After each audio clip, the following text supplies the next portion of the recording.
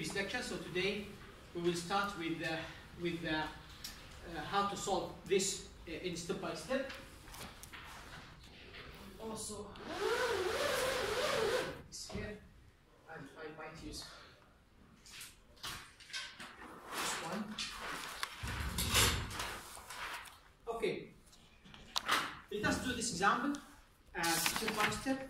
So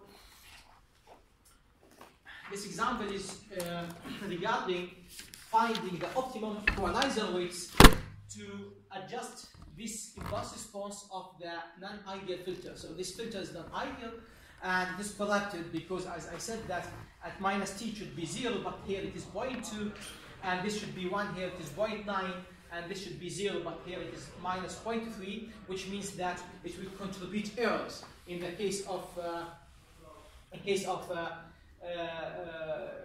or because of the ISI. Okay, so the idea here, how to force those points to be 0 and make this 1 and the others to be 0. So this impulse response generated by sending pulse. So we send impulse in the channel, so we assume that we receive it in this way. Okay, it means that we will receive 0. This is non-causal system, which means that it will start receiving the response before the impulse itself. Of course, it is not realistic, but it is the non-causal system. Now we will set 0, 0, 0.2, 0.9, so it will be the first received symbol is 0, as you can see, and then after that 0, and after that is 0.2, then 0.9, then minus 0.3, then it will be 0.1, and so on. Okay? So our filter, we were in the example that design a 3-tap filter. 3-tap filter means that will be the input, this is the input, K. So it will be the first weight here, summing point, then we have delay line. The delay duration is equal to the symbol duration. So we have another weight, then delay, then we have the third weight. Okay? So we may call, for example, this W0, W1, and W2. And this will be the output Z, for example. Okay?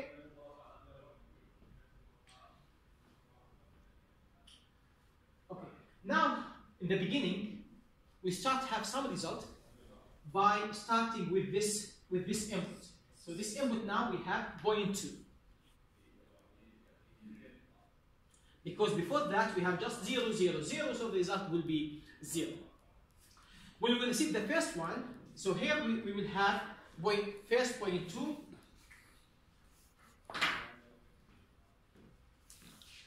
We have here first 0.2, okay? And this will be 0 and this will be 0. Then the first equation will be 0.2 times W0 will be the first output Z. So the first output Z, for example, we say Z1 equal to 0.2 times W0, because this will be 0, because before that we have 0. This is 0 and this is 0. So this is the first equation. Okay.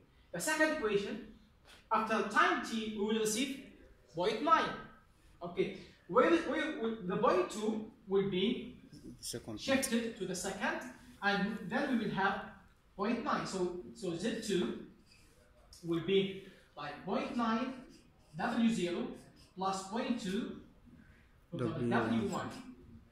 Here we have 0. Okay. Okay. Z3 equal to what? Minus 0.3. Minus 0. Then we have minus 0.3 here. Yes. Okay. And 0.9. Okay, then minus 0.3 times W0 plus 0.9 times W1. Okay. Plus 0.2 W. 0.2 W2. W0. W2. Okay. Sorry, W2. Yes. Then we can continue actually. We can also have Z4 equal to what?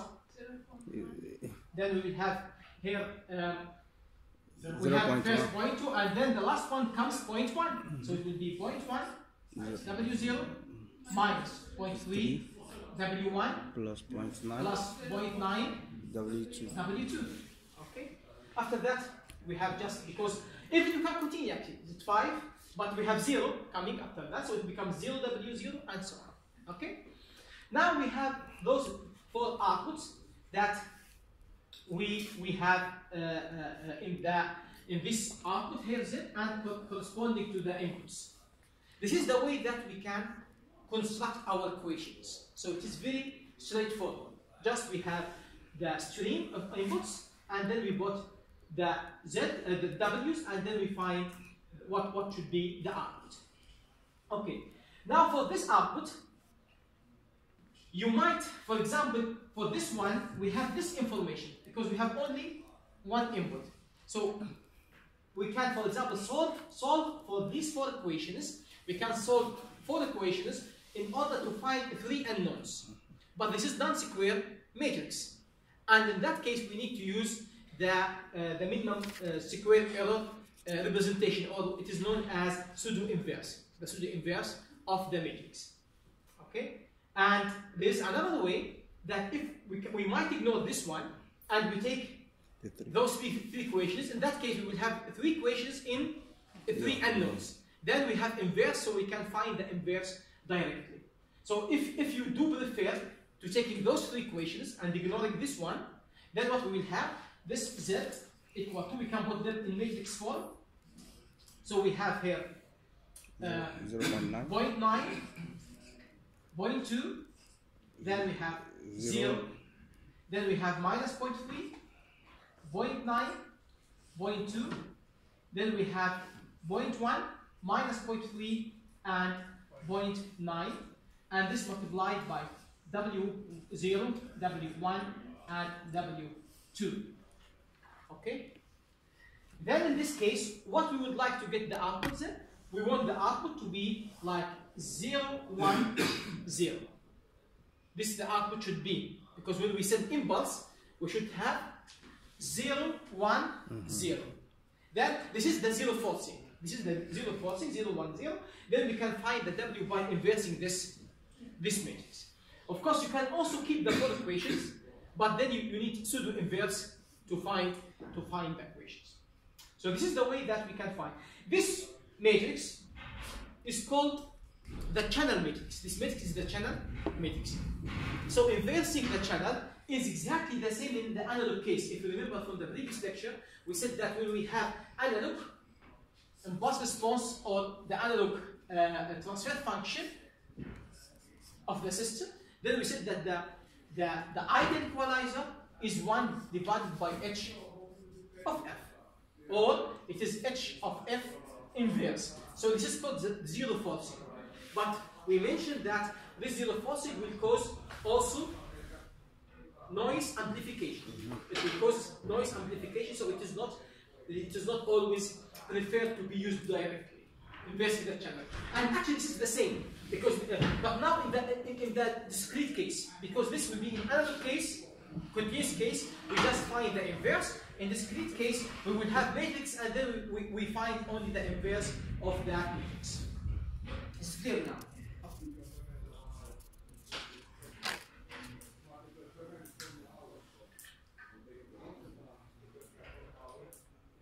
Okay, now if we have this example, so if the transfer function of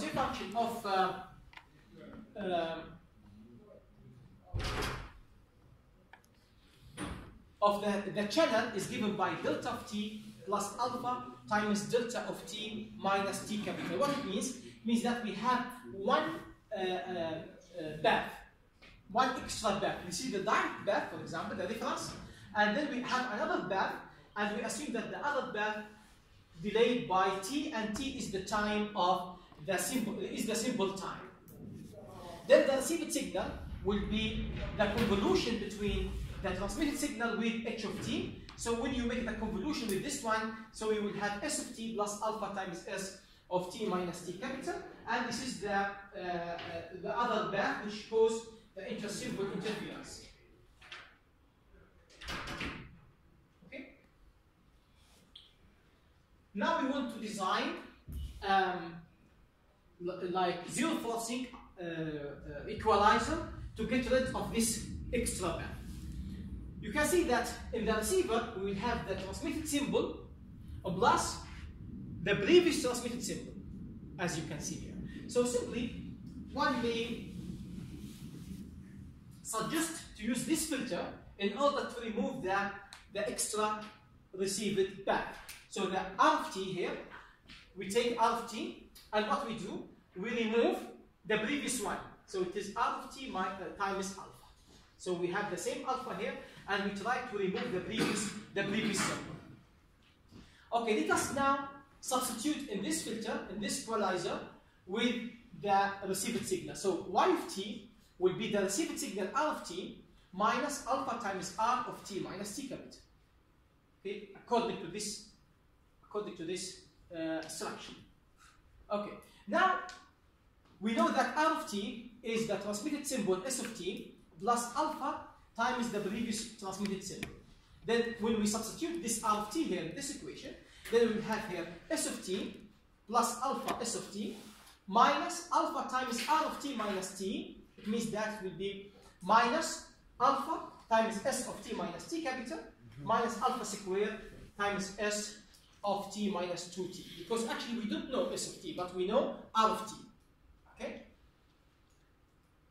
Well, now we are able to remove this band, because now this will cancel each other, so we remove the previous band. Excuse me. But the problem, yes. Where is this minus alpha square S? Yes, because now this is R of t, okay? And according to this equation, the output y of t is equal to what? R of t minus alpha times R of t. Okay, R of t is S of t plus alpha S of t, this one. Yes. Minus alpha times the same R of t minus t. Because this is R of t now. R of t minus t, what it will be? It will be S of t minus t plus alpha S of t minus 2t. Okay? So when we multiply it minus alpha, then here alpha times alpha equals minus alpha squared. So we will have this path. Now, the path, the delayed path will be cancelled, but the problem that we will have the previous second path in the equation. So the output will be S of t minus alpha squared times S of t minus 2t. The good thing here that if alpha, the magnitude of alpha is less than 1, then we have here alpha squared. It means that the power of the previous path will be reduced. Then we improve the signal to noise ratio. Because, for example, if alpha equal to 0.1, without equalizer, what you will have? Without equalizer, you have S of t plus 0.1 times S of t minus t, which is relatively large. Okay? But here, what we have? S of t minus 0.01, because 0.1 sequence 0.01, so it will be depressed. Yes, please. Yeah, alpha is a gain. Yes, alpha is representing the channel gain, represents the square root of the channel gain actually, because the channel gain is related to the power, but this is to the signal strength. Okay? Then we have here alpha square, which means that it will be reduced. If you want to reduce it even more, you can add another term. If we add another term to this equalizer, as you can see, then if you solve the same, because here we have R of t in the output minus alpha times R of t plus alpha squared times R of t minus 2t, because we want to remove also the second term. Then we will have S of t plus alpha cube. Again, if alpha equal to 0.1, the contribution of the inter-symbol interference will be 0.001, which means that it is reduced more. And as you increase the number of tabs, as you can improve the quality of the output signal from the. Excuse me, sir. Yes, please. Please, I don't understand about the first minus the first equation. In the first equation. Yeah. Yes, because actually this is here in the design itself. Y of t, we design it as R of t minus alpha times R of t minus t plus R of t alpha squared times R of t minus 2t, because every time we want to remove one of the previous bands. Okay? And actually we can continue. Yes, please.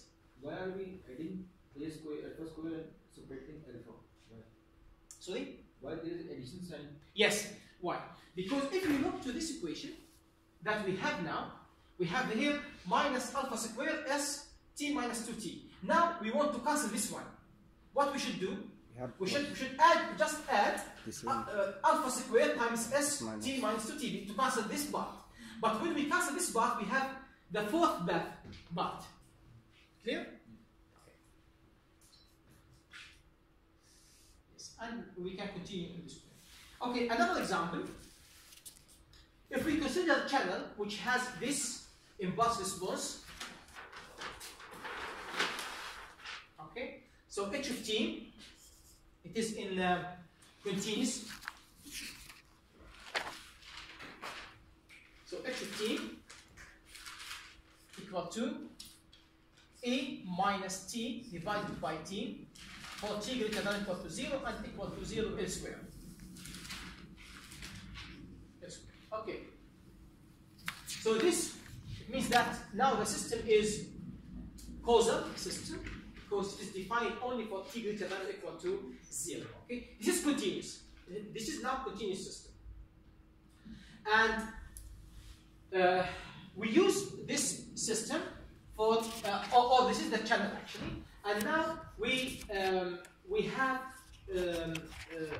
transmitter, digital transmitter with time duration for every symbol is t capital. Okay, we need to represent this channel in discrete form. One of the representation is given as it is shown here, that h of k, the system or the channel impulse response in discrete form, that h of k equal to 1 plus e minus ts over t delta k minus 1. This means that it is at k equal to 1, that's the symbol 1, and then e minus 2 ts over t delta k minus 2, and so on. So this is one of the proposition. I think that you have taken this already in signals and systems when you remove from continuous case to discrete case. So one of the discrete representation of this impulse response is to have this discrete response to be in this form. And this will continue up to infinity. Okay? And now h of z for this form, the z transform for this channel impulse response, now it becomes like the transfer function of the system, discrete system. It will be 1. Delta k minus 1 becomes z minus 1. You remember from signals and systems that delta k minus 1 becomes z minus 1. Delta k minus 2 becomes z to the power minus 2. This is the z transform. You know the transform. Okay. And then h of z, it becomes like summation from 0 up to infinity. This is what we have represented this system. It will be e minus ts divided by t. Okay, ts here is the symbol time, and here t is some duration, time duration, related as it is shown above. Okay, and then z minus 1 of the power of k. So when you have such system, when you have, let's say, y equal to summation of x to the power k, okay, and from k equal to, as it is shown here, from 0 up to infinity. If k magnitude is less than 1, as it should be here, okay, then you can say that y equal to x of the power 0 is equal to 1 plus x plus, if you take x as a common factor from this one, so sorry, if we take x from this one, so we'll have here 1, the first x is 1, plus x squared plus, and so on. Is it clear? Yeah. So this one is again is y. So y equal to 1 plus x times y. Then y equal to 1 divided by 1 minus x. So this is what we do here. So we take, this is from 0 to up to infinity. So this will be like 1 divided by 1 minus this value, z to the power minus 1. If you multiply z here, so we have z over z minus e of the power minus ts divided by t. This is the transfer function of the system in discrete form. Okay. And what will be the zero forcing equalizer, as we mentioned last lecture? It will be the inverse of this equation. So if you take the inverse, so I can do it here. So now this h of z equal to what? Equal to, as we said, 1 divided by 1 minus this value, e minus t over ts over t times z minus 1. If you multiply both by z, so you will have here z divided by z minus e to the power minus ts over t. Okay?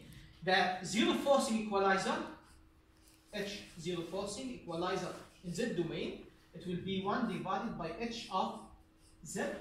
When you divide this, okay, so it will be z minus e minus ts over t divided by z. We just make the reverse. Okay, then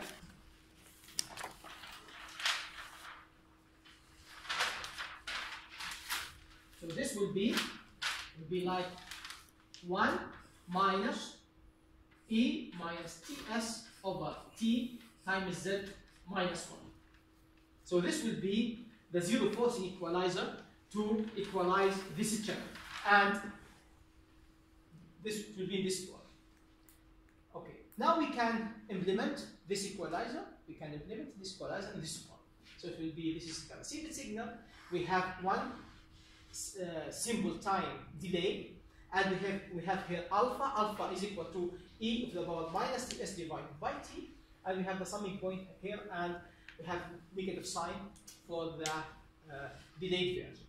So this actually will be the equalizer, zero force equalizer, which can equalize the channel which has this impulse response in case of discrete or digital communication. Okay.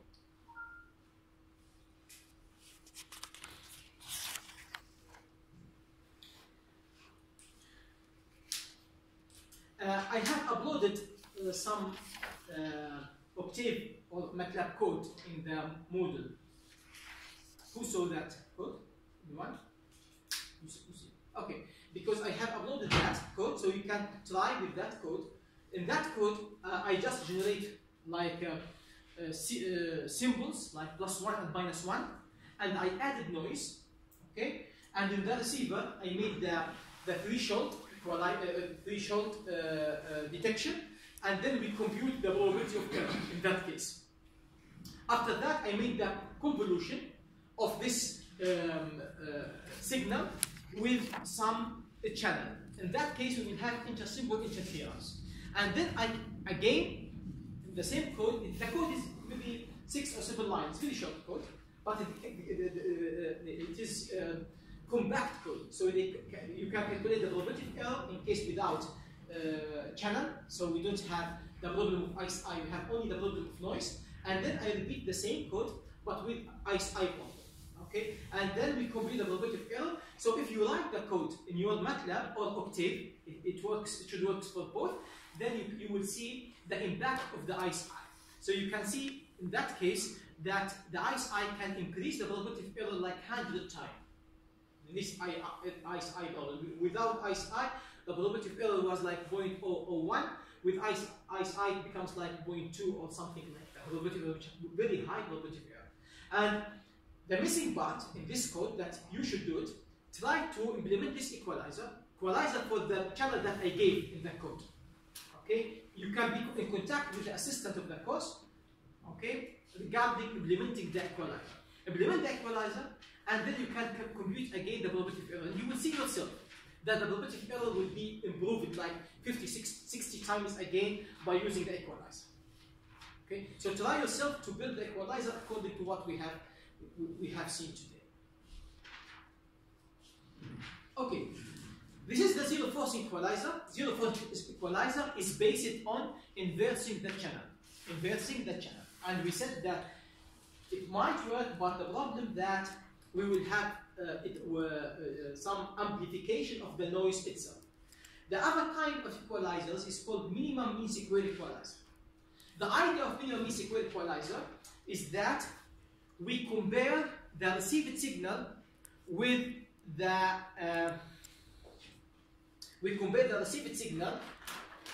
some reference signal. So the transmitter, let me explain this to you to see the difference between the zero force equalizer and the minimum mean square equalizers. In the zero force equalizer, what we do, we send some symbols, training symbols, in order that this is the system or the transfer function of the channel, for example, h of t and tau, okay, and the receiver Rx should be able to estimate what is the channel impulse response. Okay, once the receiver estimates what is the impulse response of the channel, then they can make deconvolution. Or in other words, they estimate the transfer function of the channel, and then here the equalizer is 1 divided by h of f.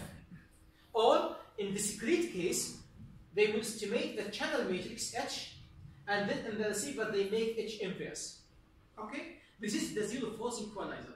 We just looking for the channel and we invert its effect.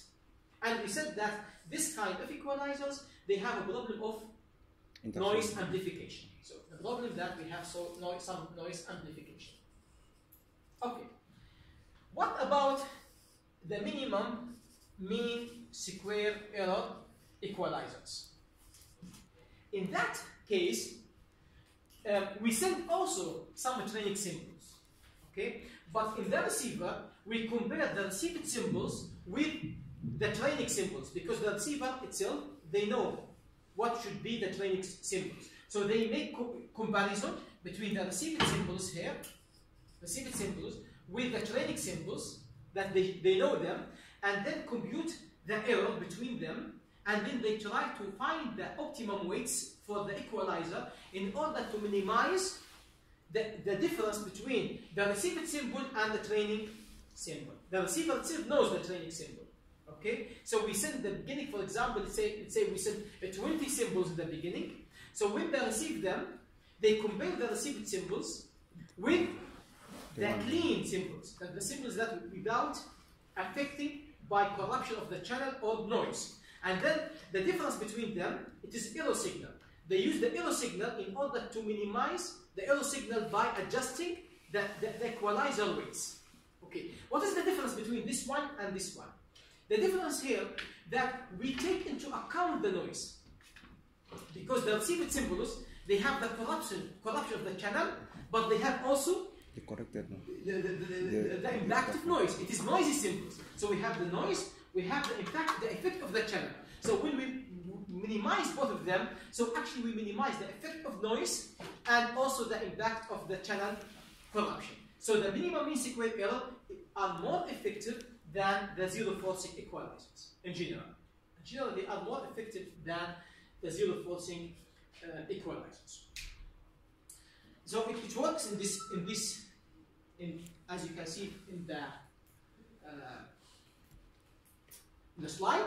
So you can see here, this is the received symbol. So the received symbol Z of K, or the output symbol actually, should be the summation of the weights taps times the received symbols x of k minus I. So this process called convolution, and then we can put it in the form of matrix form, that xk transpose times w, and xk transpose is that received symbols. This is the latest symbol, the previous one, and so on. So the dimension here of this equalizer is n taps. The equalizer here has n taps.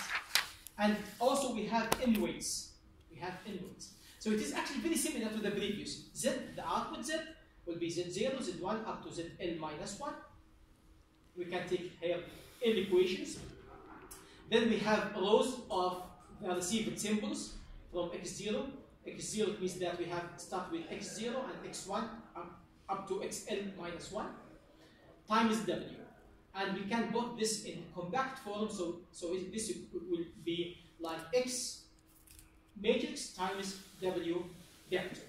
So this will be the output z. Okay. Now, the error equation, the error that we want to minimize is the expected value, the average of what? Of the desired, the training that we sent already, some symbol that the receiver knows. So this is the desired minus the received, minus the received. And then we take the square. So we should adjust this weight vector. We should adjust the weight vector, that w, this one. We should adjust the optimum weight in order to minimize this error, in order to minimize this average error. So we can have more detailed steps about this. So if we define ek, the error at time k, or at iteration k, equal to dk is the desired, yes, is the desired at time k minus the output at k. Okay. So now we have, this is the clean one, no corruption, no noise, because the receiver knows it, okay? And this is the actual received one. This zk will be corrupted by what? By the channel and also by noise. So it is noisy corrupted version. Now we try to minimize this ek, okay? Minimize the error. This error vector is E0 up to En minus 1 because we have inequations here in this equalizer. Okay? And dk minus zk is ek, as you can see it here. So dk minus zk square, it means that you can put it in this form. So E transpose, because E transpose here, this E will be transposed.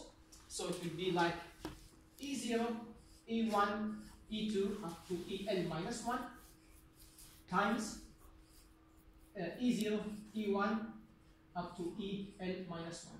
So if you multiply those two equations, so it will be E0 times E0. It will be, of course here it is conjugate because it can be also complex. So it will be E0 times E0 will be E0 squared, okay, plus E1 times E1 conjugate will be plus E1 squared, plus E2 times E2 it will be E2 squared, and so on. So when and if we call this as E ball, so it is E vector transpose, and this will be E ball. So it is like ET times E. ET times E, this one is the same as the summation of EK. Okay? And this is the error E or theta. Then how can we find the optimum weights? We know that Z equal to what? From the previous slide, Z equal to X times W. X is the received symbols, okay? And W is the weight vector. So now we can take off every Z and we put X times W. So we have here D minus XW times D minus XW, but here we have transpose. In order to find the minimum squared error, we differentiate this theta with respect to what? To W. W is the only parameter that we can change. W is the weights that we like to find. So when we differentiate this with respect to W, then we will have, and it is equal to 0, this is finding the extreme point. If you remember from calculus, when you have an equation, you want to find the minimum or the maximum, what you do? You differentiate and equal to 0. That's what we have done here. We just differentiate this and equal to 0. Okay? And then we find what is the optimum W which achieves this minimum. And we find that the optimum W is equal to Rxx. Rxx is the expected value of X transpose times X, which means that it is the autocorrelation function of the inputs. And Rxd is the cross correlation between the received symbols and the desired symbols. So this result gives us the optimum weights in case of minimum mean square error. In the case of the minimum mean square error, and this is another version of the equalizers. And actually, the minimum mean squared error equalizers in many cases are more useful than the zero forcing equalizer. But there is a relation actually between the minimum mean squared error equalizer and the zero forcing equalizer.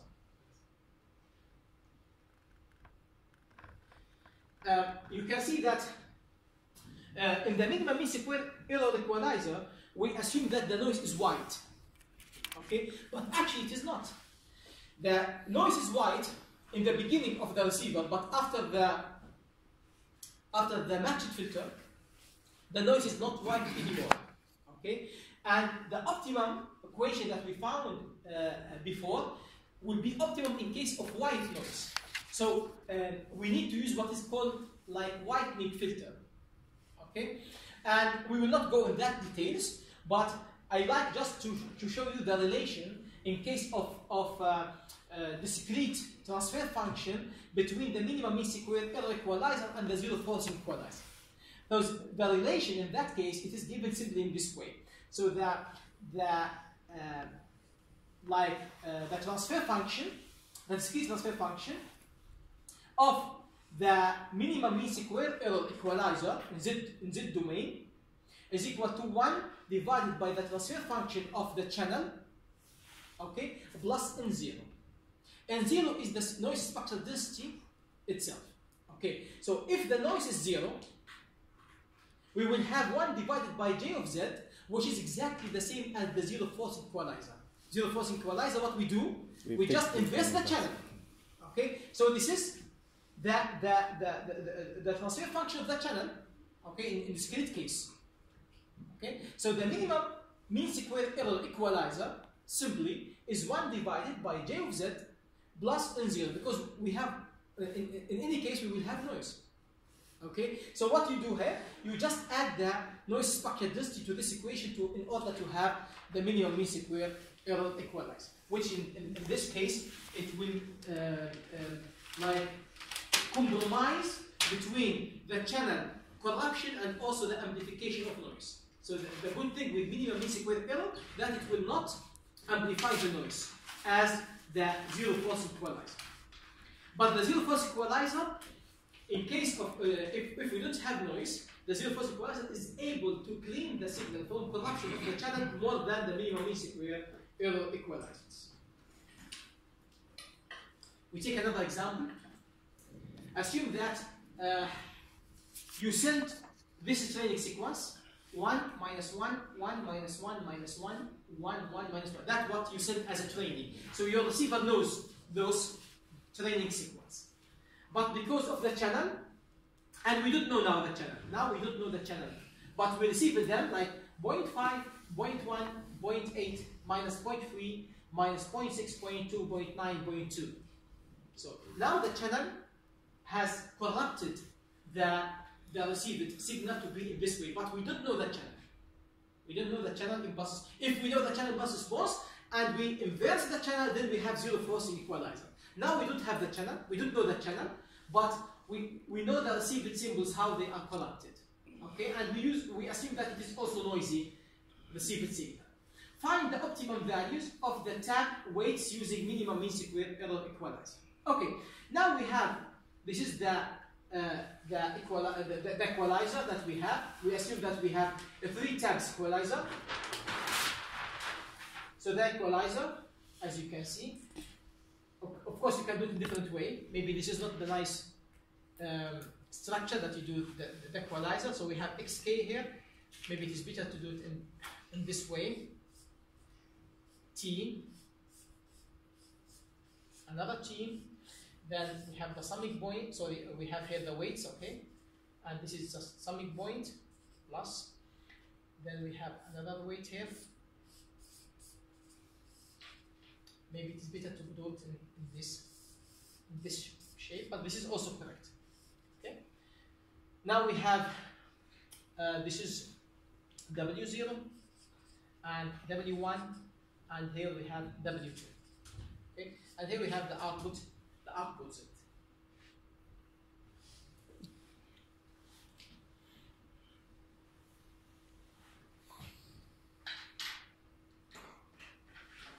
Just try to solve it together. Now, of course, here in such shape, we might assume that this one is the first received symbol. This one. Okay. Some others maybe they assume this one, but let us agree that we assume that the most left one is the first received symbol. So now we have one. This is the first one received, so we have one. The others are zeros in the beginning. We don't have anything here. So this is 0, and we have here 1, according to the received symbol. So it will be Z0 will be 1 times W0. Okay, this is the first symbol. Then we receive, sorry. It's not 1. The received first one is 0.5, not 1, because this is the received symbol. Yes.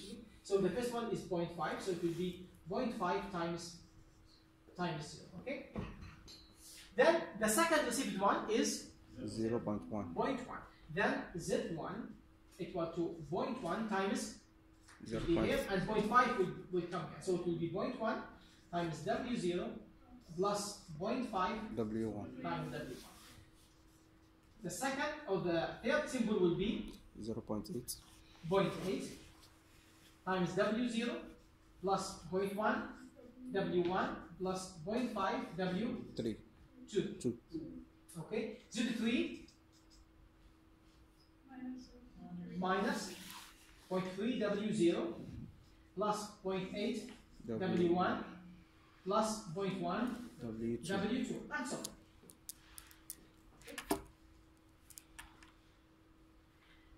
Now Z1 should be Z0 should be what? Should 1. be 1. So this should be 1. W2 should be Minus 1. minus 1.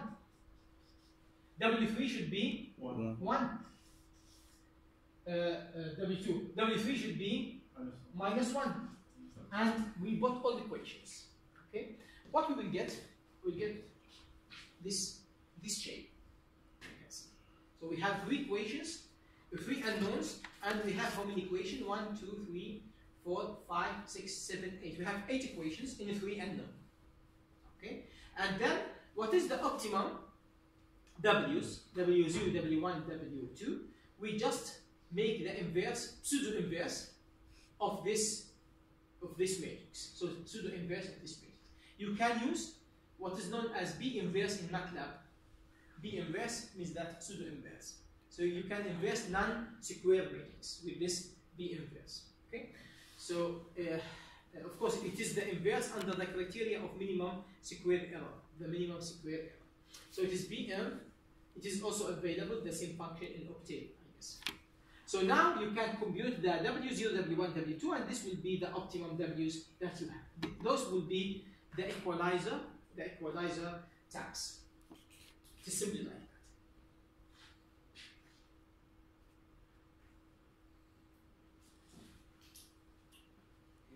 Another equalizer type is called decision feedback equalizers. This kind of equalizers are widely used in mobile communication, which is GSM mobile phones. And the reason that it is widely used, that it is simple to implement and it doesn't have that problems associated with inversing of the matrix, because we don't need to inverse the channel here, as we will see. So this equalizer, how it works? You can see here in this equalizer also we need training sequence. Okay, but we don't need the training sequence to implement the channel and then inverse the channel, because whenever you have inversing of the channel or of a matrix, then you have problems. Okay, but now we don't need to inverse anything, but we need to implement model the channel itself, not the inverse of the channel. Now, when you set the training sequence, then you can adjust this forward filter and this feedback filter. So the feedback filter should be as close as possible to the channel transfer function or impulse response. And the forward filter is used to minimize the effect or the impact of the noise. Okay, let us assume now that you have received the first symbol. Okay, the first symbol that you receive is corrupted by noise and channel. This filter, the forward filter, will remove the noise and minimize the impact of the noise of the filter. Then you will have here this is the first symbol now, okay? The first symbol, we don't have anything in the output before, because this is the first symbol, just assume that. So we have here, the output is 0 before. So this is our first symbol. It goes to the quantizer, okay? After the quantizer, then we have the output. For example, if you receive, say, like if your symbols are -1 and +1, then this quantizer will quantize the level of your symbol. So if it is 0.5, for example, you will see it will say that this 1. Okay? Then you have here 1. This one, it comes now to this filter. Now remember, this filter represents the channel itself.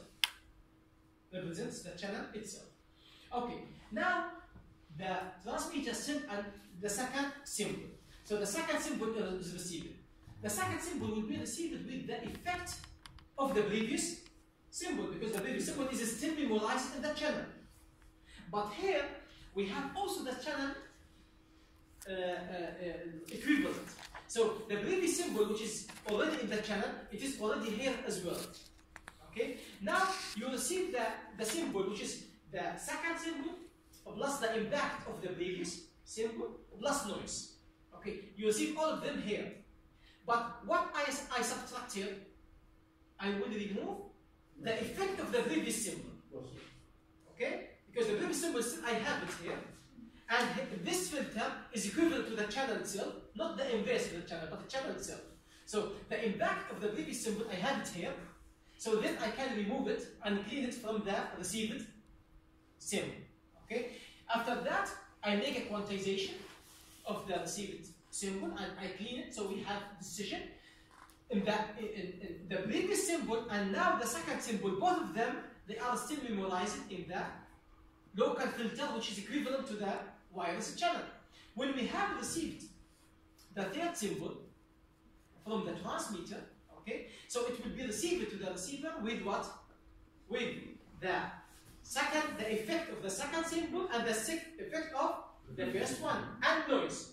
The noise will be minimized with this forward filter, and the effect of the second and third is still, I have them here, so I remove them from the to start with, how do you approximate the channel? But by using a training sequence at the beginning. We set, for example, training sequence, so the impact of the channel could be easily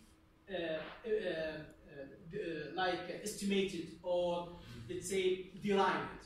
Okay, so it is called system identification. So with the system identification, you identify the channel. The problem in the zero force equalizer, because in the zero force equalizer also we estimate the channel. The problem with the zero force equalizer is that we need to inverse the channel. The inversion of the channel is the problem, not estimating the channel. Okay, the minimum mean squared error also we need to inverse the channel, and whenever we need to inverse the channel, we have problems. Because you have problems of noise amplification, we have noise of problems of errors as well. Because usually in discrete case, we have matrix and we need to inverse the matrix. And usually the matrices are ill-conditioned. And when you make inverse, usually we have large errors. But in this case, we don't need to inverse anything. Okay? So this makes this solution as practical and also widely used in some devices. It is called decision feedback equalizers.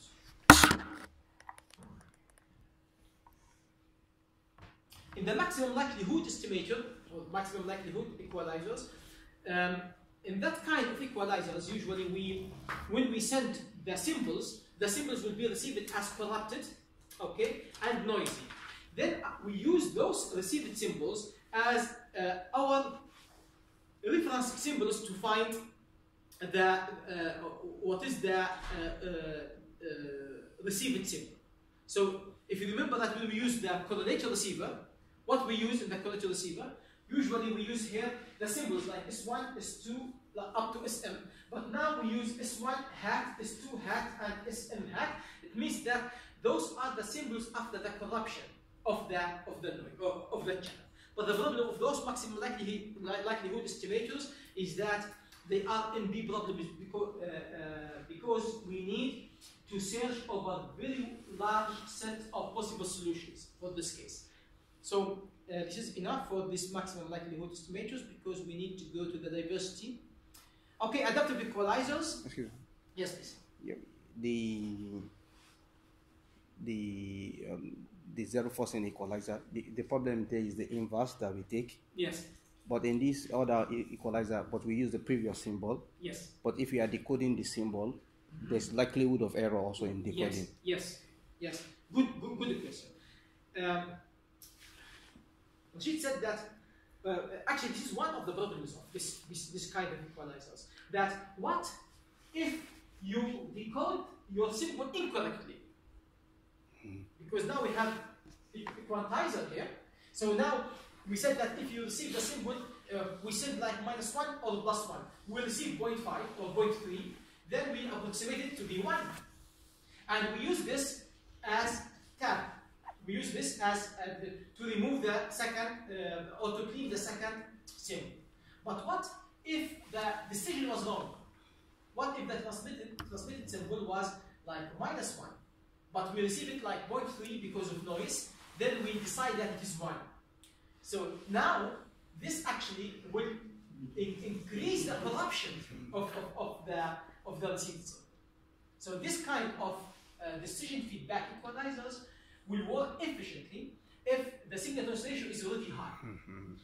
If the signal to noise ratio is already low, very low, then there's a chance that you decide the symbol incorrectly, and when you decide it incorrectly, so it will reduce the performance of the equalization.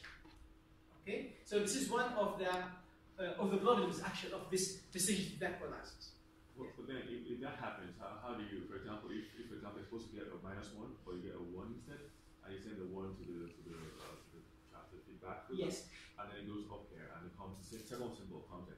Yes. And that's a wrong estimate, so it messes up the second symbol. Yes. But don't you get, even after the equalizer for the second symbol, you are going to get something that's awfully wrong. Don't you have to use that to detect that you got something wrong? It is called like error propagation now, because you have error, and then there's a chance also you will decide the second one to be in error, and then the third one will be decided in error. This is called error accumulation now, or error propagation, because the error happens once, it can be propagated after the other like decisions. Okay, this decision feedback equalizers is one of the problems that it works fine in case of high signal to noise ratio. Okay, but in case of low signal to noise ratio, it might not be the best solution. Okay, adaptive equalizers, of course, as we said before, in wireless communication, the channel is time varying. Means that the channel is changing with time. So once we estimate the channel or the inverse of the channel, we need to do it again and again every time. So the time period between estimating the channels shouldn't be more than the coherence time of the channel. What we mean by coherence time of the channel is the time where the channel is highly correlated. It means that once we estimate the channel will not change that much during the coherence time. After that, we need to estimate the channel again. And this is what happened, for example, in GSM mobile phones. They send 26 bits for equalizers, and they send the same training sequence in order to adjust the adaptive equalizers of that filters. So it is needed always to adjust the tags of the filter in order to minimize the impact of the ISA. Blind equalizers. Okay, usually we like to, or there is problem actually for sending training sequence. Because sending a training sequence, it means that we don't send information, the information that we want to send, but we send some other information in order to improve the channel quality. Okay, so if you send a lot of data for example, if 20% of your transmitting signal is for adjusting the equalizer, it means that you lose 20% of your spectrum. Okay, so what we can do, we can use some other kinds of equalization. It's called the blind equalizers, for example. The blind equalizers, simply, we use some features in the signal itself in order to adjust the weights of the equalizer. For example, if we use binary phase shift keying transmission,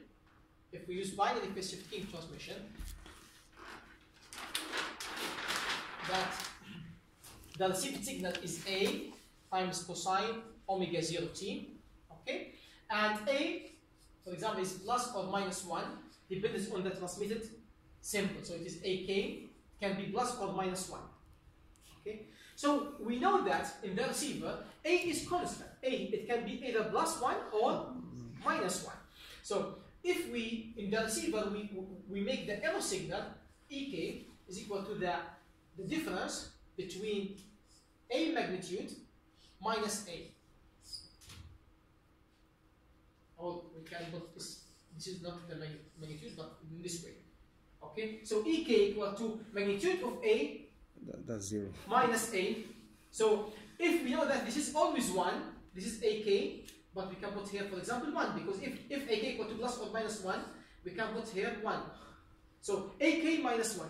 AK can be plus 1 or minus 1. So the absolute value minus 1 should be 0 if we don't have the impact of the corruption of the channel and noise. But if it is not 1, then we have error, and we can use this error to adjust the weights in order to minimize the difference between the magnitude of AK minus 1. Okay, so this is blind equalizer because we don't need to send any training sequence. We use some feature in the signal itself. For example, if you use some, for example, quadrature phase shift keying or 8 phase shift keying, and you know already the location for every phase that should be transmitted. If the signal to noise ratio is already high, okay, and then you compare the received phase with the corresponding phase, and then the difference can be used also to adjust the equalizer weights. So those kinds of equalizers called blind equalizers, but again, the problem of the blind equalizers that they need high signal to noise ratio. The signal already should be like high quality, the received signal, otherwise it will not work. Okay.